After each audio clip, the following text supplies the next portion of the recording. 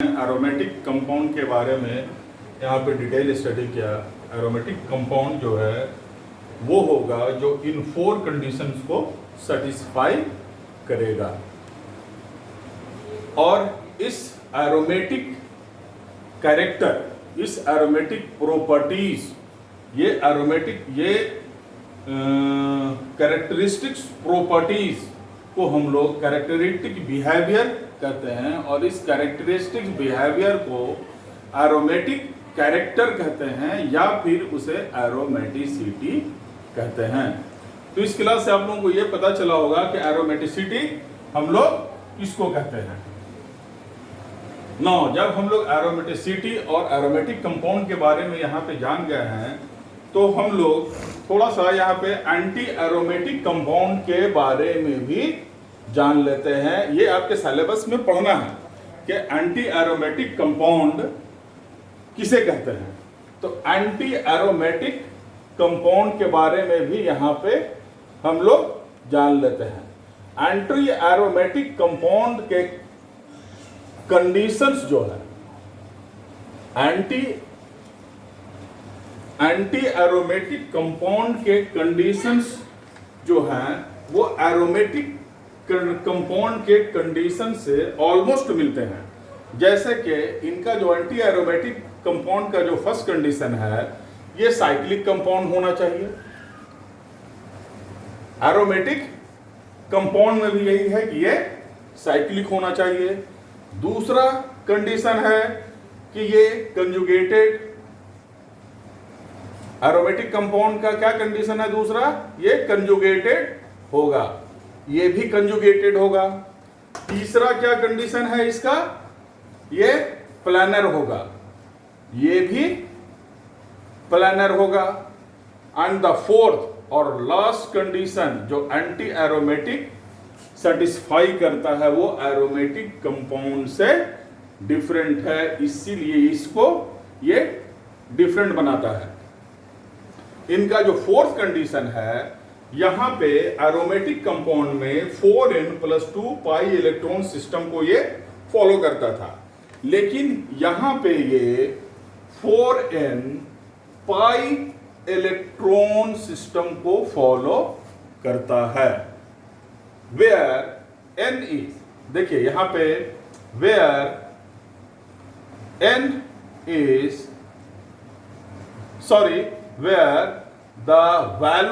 where the value of n is 1, 2, 3, 4 on so on। यहां पर value जो हम n का लिया है 1, 2, 3, 4, क्योंकि 0 अगर यहां हम लेते हैं और 0 वैल्यू पुट यहां करते हैं तो ये पूरा हमारा 0 हो जाएगा।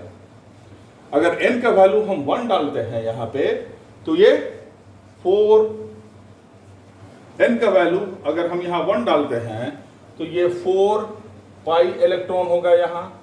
अगर हम 2 डालते हैं तो 8 पाई इलेक्ट्रॉन होगा। अगर हम 3 डालते हैं यहां पे तो 12 पाई इलेक्ट्रॉन होगा। तो इस तरह से देखिए हमारा, अगर हम कंपेयर एरोमेटिक कंपाउंड से करते हैं तो यहाँ पे 2 पाई इलेक्ट्रॉन है, 6 पाई इलेक्ट्रॉन है, 10 पाई इलेक्ट्रॉन है, और यहाँ पे 4 पाई इलेक्ट्रॉन है, 8 पाई इलेक्ट्रॉन है, 12 पाई इलेक्ट्रॉन है, 12 पाई इलेक्ट्रॉन है। तो ये जो डिफरेंसेज है एंटी एरोमेटिक में और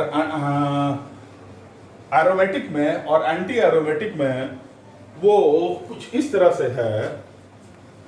चलिए इसको हम लोग एक एग्जांपल से, हम एक फिगर से समझते हैं कि देखिए एक कंपाउंड है, इसको हम लोग पहले मिटाते हैं। इसको हम लोग पहले यहां पे मिटाते हैं।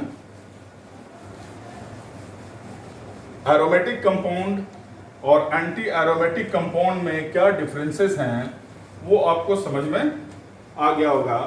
अब एक कंपाउंड यहां पे हम लेते हैं एग्जांपल में कि ये देखिए ये एंटी एरोमेटिक है या नहीं है। देखिए ये तो सबसे पहले इसमें हम लोग देखते हैं, यहाँ पे हाइड्रोजन है, यहाँ पे हाइड्रोजन है, यहाँ पे हाइड्रोजन है, यहाँ पे हाइड्रोजन है। देखिए ये कंपाउंड साइक्लिक है, फर्स्ट कंडीशन सेटिस्फाइड। कंजुगेटेड है, देखिए pi sigma pi, pi sigma pi, यानी कि कंजुगेशन में है। ये कंपाउंड प्लेनर है। दूसरा ये 4n प्लस पाई इलेक्ट्रॉन को फॉलो करता है कि नहीं करता है। तो देखिए यहां पे क्या है, पाई इलेक्ट्रॉन, ये पाई है, ये सिग्मा है, ये सिग्मा है, ये पाई है, और ये सिग्मा है और ये सिग्मा है। तो देखिए यहां पे पाई के 2 इलेक्ट्रॉन हो गए एंड ये सिग्मा है, ये पाई के 2 इलेक्ट्रॉन हो गए। तो 2 इलेक्ट्रॉन और 2 इलेक्ट्रॉन कितने हो गए, 4 इलेक्ट्रॉन, 4 इलेक्ट्रॉन। और ये देखिए कंडीशन में 4 पाई इलेक्ट्रॉन अगर होगा तो वो एंटी एरोमेटिक होगा। ठीक है, तो it is a anti aromatic compound. अब यहां पे ये लग रहा है कि आप लोग एरोमेटिक कंपाउंड और एंटी एरोमेटिक कंपाउंड को क्लियरली आप लोगों को कंसेप्ट मिल गया होगा। अब यहाँ पे एक चीज मैं आपको बता दूं कि aromatic compound is a most stable compound. Aromatic compound is a most stable compound in chemistry और in organic chemistry. Aromatic compound, aromatic compound is most stable compound.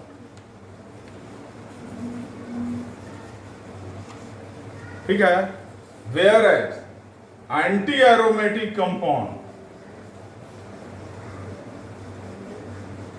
anti-aromatic compound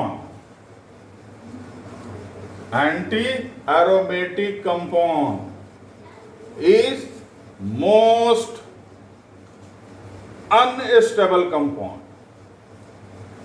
Unstable compound. ठीक है, aromatic compound से ज्यादा stable कोई और दूसरा compound नहीं होता है और एंटी एरोमेटिक से ज्यादा अनस्टेबल दूसरा कोई कंपाउंड नहीं होता है। अब हम लोग यहाँ पे जब एरोमेटिक कंपाउंड के बारे में जान गए हैं, एंटी एरोमेटिक कंपाउंड के बारे में जान गए हैं, तो हम लोग यहाँ पे थोड़ा सा ये भी जान लें कि नॉन एरोमेटिक कंपाउंड किसे कहते हैं। अगर आप चाहेंगे तो मैं बोर्ड पे लिख दूंगा, लेकिन मैं छोटा सा डिफिनेशन दे देता हूं यहाँ पे कि if the compound neither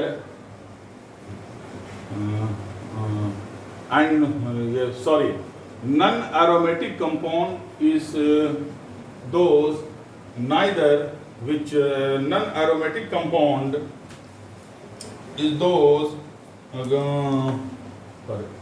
compound which are neither aromatic nor compound which are neither aromatic nor anti-aromatic is called non-aromatic compound. ठीक है, जो कंपाउंड ना ही एरोमेटिक हो और ना एंटी एरोमेटिक हो तो फिर वो क्या होगा, नॉन एरोमेटिक होगा। और non aromatic compound as compare to anti aromatic compound कुछ हद तक स्टेबल होता है। यानी अगर हम इसकी स्टेबिलिटी को लें, अगर हम स्टेबिलिटी वाइज अगर हम देखें कि कौन ज्यादा स्टेबल है, तो यहां पे हम दिखाते हैं आपको कि एरोमेटिक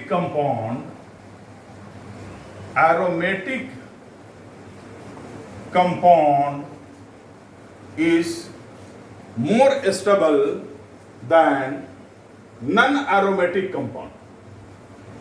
नॉन एरोमेटिक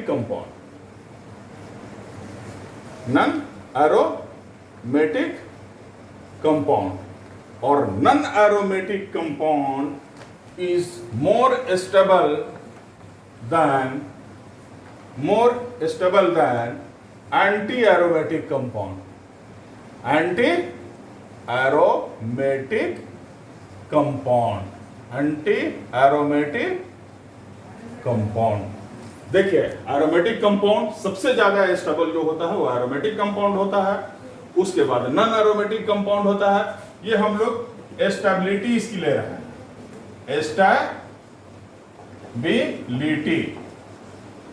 स्टेबिलिटी इसकी हम लोग देख रहे हैं यहाँ पे। अब ये स्टेबल कितना है एरोमेटिक कंपाउंड, ये आपके एग्जाम्स में क्वेश्चन आ सकते हैं इस पे कि कौन ज्यादा स्टेबल है, कौन कम स्टेबल है। ये तीनों as comparatively aromatic compound, non aromatic compound, इसको हम लोग आगे फिर समझेंगे डिटेल। कुछ हम लोग एग्जाम्पल के थ्रू समझेंगे कि कौन कितना एरोमेटिक है। थैंक्स।